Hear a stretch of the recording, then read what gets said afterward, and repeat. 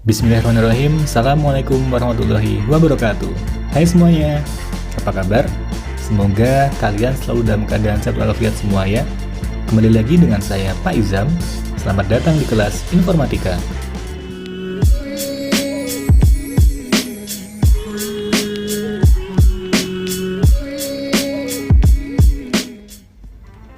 Kali ini kita akan belajar tentang cara penulisan algoritma.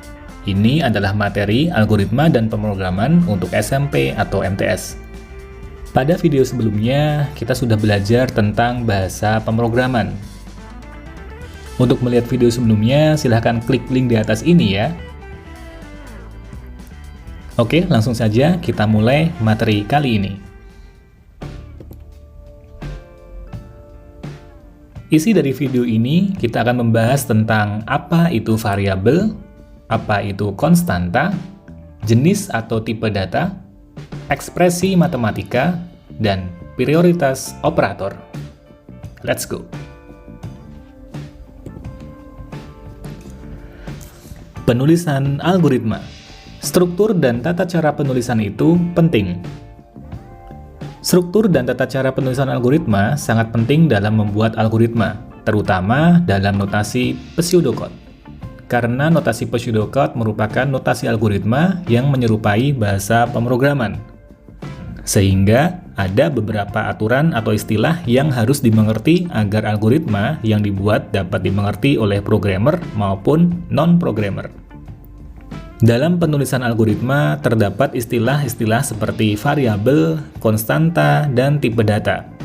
Istilah-istilah tersebut sangat erat kaitannya dan pasti akan selalu dipakai ketika membuat suatu program. Berikut merupakan beberapa aturan, struktur, dan istilah-istilah yang ada dalam pembuatan algoritma, yaitu sebagai berikut. Yang pertama ada variabel. Variabel merupakan suatu nama yang digunakan untuk mewakili nilai tertentu di dalam program tersebut. Nilai dalam variabel ini bisa diubah-ubah sesuai dengan kebutuhan. Perhatikan tabel ini. Ada kolom pseudocode, yaitu isinya kamus, B1, B2, jumlah, dengan tipe data integer. Jika kalian menggunakan bahasa Pascal, cara penulisannya adalah seperti berikut ini. var, B1, B2, jumlah dengan tipe data integer. Jika kalian menggunakan bahasa C, integer, B1, B2, jumlah.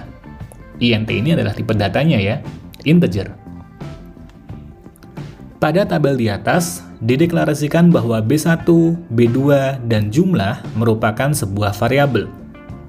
Deklarasi variabel itu berguna untuk memberi informasi kepada compiler, serta membantu programmer untuk berpikir secara jelas dan terencana. Berikut ini merupakan aturan penamaan untuk variabel.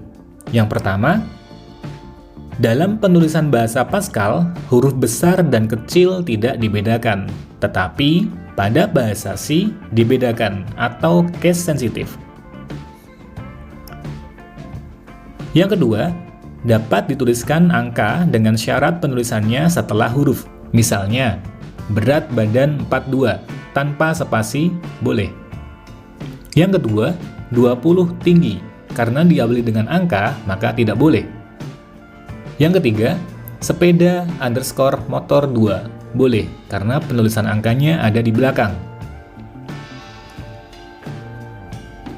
Yang ketiga, tidak boleh mengandung spasi.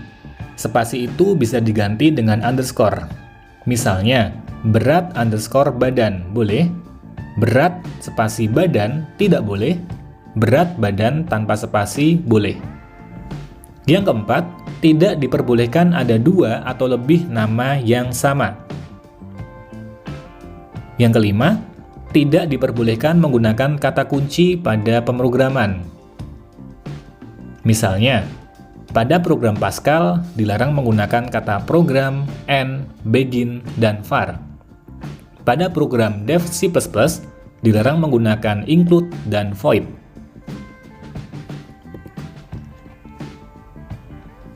Yang kedua, konstanta. Konstanta merupakan variabel yang mempunyai nilai yang tidak bisa diubah dan bernilai tetap. Maka dari itu, nilai konstanta ini ditentukan pada saat pendefinisian. Misalnya, nama konstanta 1 sama dengan nilai 1. Nama konstanta ini kita berikan nama variabelnya, yaitu Pi, sama dengan nilainya adalah 3,14.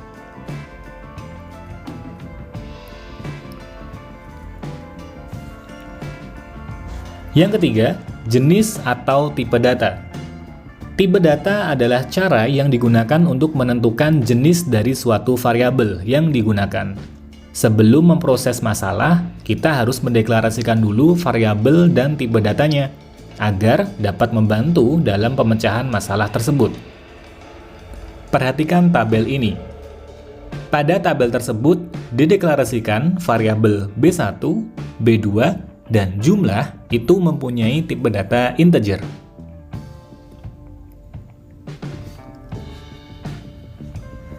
Sekarang kita akan belajar tentang macam-macam jenis-jenis tipe data. Yang pertama ada tipe data char. Tipe data ini digunakan untuk satu huruf, satu angka, dan satu simbol karakter khusus seperti A kecil, A besar, C besar, atau Z. Satu karakter saja. Yang kedua ada tipe data integer. Tipe data ini digunakan untuk angka atau bilangan bulat seperti 1, 2, 5, 9, 1000, atau 476.563. Yang ketiga ada string. Tipe data ini digunakan untuk yang berisi kumpulan karakter, seperti aku ada 3 karakter, kamu ada 4 karakter, atau belajar Pascal. Yang keempat ada tipe data real. Tipe data ini adalah tipe data yang berisi angka desimal seperti 22,7, 3,14, atau 0,006. Yang kelima, ada tipe data boolean. Tipe data ini digunakan untuk pilihan yang hanya bernilai 2 nilai, true benar atau false salah. Yang keenam, ada tipe data array. Tipe data yang terdiri atas banyak variabel. Sebagai contoh, kita bisa membuat nama siswa menjadi array siswa. Dan variabel penyusunnya adalah siswa array pertama, siswa array kedua, dan seterusnya.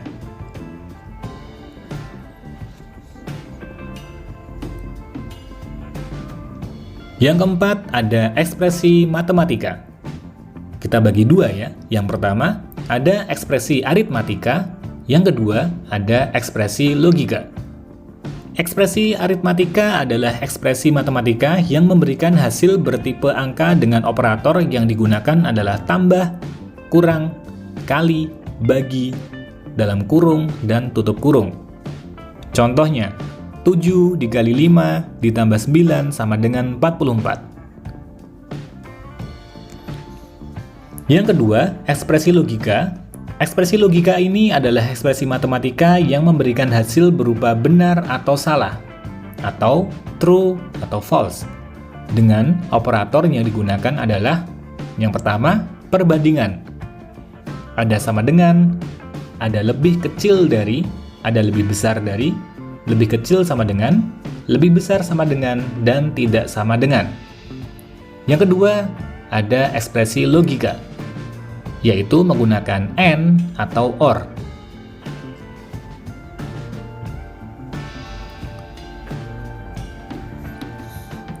Yang kelima, prioritas operator. Apabila di dalam sebuah algoritma terdapat operator aritmatika dan logika atau perbandingan, maka prioritaskan dulu proses aritmatikanya. Setelah melakukan proses aritmatika, barulah mulai proses logika atau perbandingan. Contohnya, 2 ditambah 5 lebih kecil sama dengan 5 ditambah 7. Dia akan mengecek apakah 2 tambah 5 itu lebih kecil atau sama dengan dari 5 ditambah 7, maka hasilnya adalah 7, dia lebih kecil sama dengan 12. Apakah ini benar? Kalau benar, maka akan muncul true. Jadi, yang pertama, kalian melakukan proses aritmatikanya dulu, yaitu penjumlahannya, kemudian baru proses perbandingan logikanya. Apakah 7 itu lebih kecil sama dengan 12? Jika iya, maka dia bernilai true.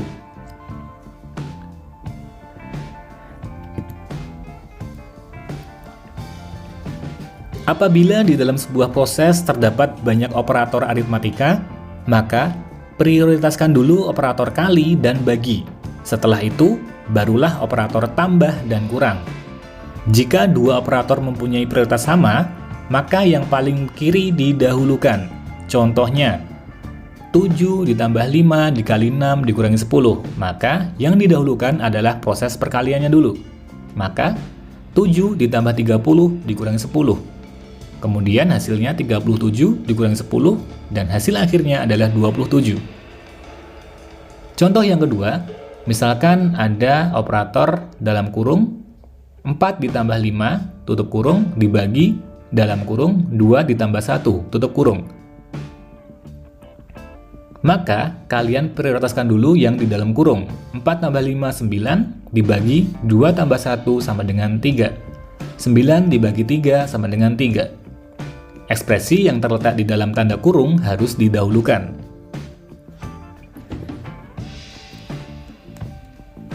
Dalam mengetik sebuah coding atau bahasa pemrograman, kalian bisa menggunakan beberapa aplikasi sebagai berikut ini. Ada Notepad++, ada Sublime Text, ada NetBeans, ada Adobe Dreamweaver, ada Atom, dan Brackets.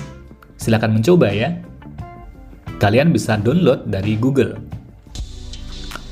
Oke, itu saja materi kita kali ini. Pada video selanjutnya, kita akan membahas tentang struktur penulisan algoritma. Sampai bertemu di pertemuan selanjutnya ya. Saya Pak Izam. Wassalamualaikum warahmatullahi wabarakatuh. Dah.